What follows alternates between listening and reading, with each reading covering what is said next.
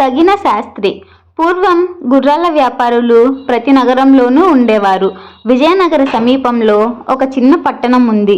ఆ పట్టణంలోని గుర్రాల వ్యాపారి ప్రజలను మోసం చేస్తూ గుర్రాలను అమ్మేవాడు, కొనేవాడు. ఇది గమనించిన మంత్రి కుమారుడు ఆ గుర్రాల వ్యాపారికి గుణపాఠం చెప్పాలని వేషం మార్చి ఒకరోజు మేలుజాతి అరేబియా గుర్రం ఎక్కి ఆ పట్టణానికి చేరుకున్నాడు.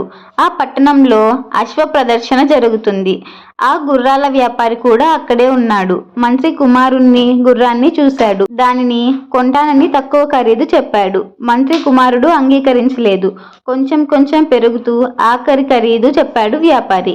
ఇంత విలువైన గుర్రాన్ని అంత తక్కువకు అడగడం నిజంగా మోసం చేయటమే అవుతుంది.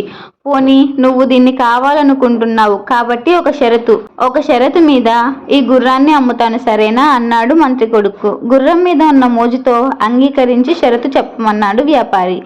ఏమీ లేదు, 3 కొరడా దెబ్బలు తింటే గుర్రాన్ని నీవు అడిగిన రేటుకి ఇస్తాను అన్నాడు. వ్యాపారికి కోపం వచ్చింది. అయినా పేరాశకు లొంగిపోయాడు.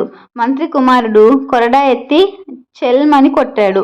అబ్బా అని మూల్గి ఇంకో 2 కాని మళ్ళీ కొరడా చెల్మంది. ఆ తర్వాత 3వది కూడా కాని అన్నాడు వ్యాపారి. మంత్రి కొడుకు కొరడాను ముడిచి, 3వ దెబ్బ నువ్వు తింటే కదా గుర్రాన్ని నీవు అడిగిన రేటుకు ఇచ్చేది. నీవు మోసపూరిత వ్యాపారం చేస్తున్నావు, ఇప్పటికైనా బుద్ధి తెచ్చుకో అంటూ వెళ్ళిపోయాడు.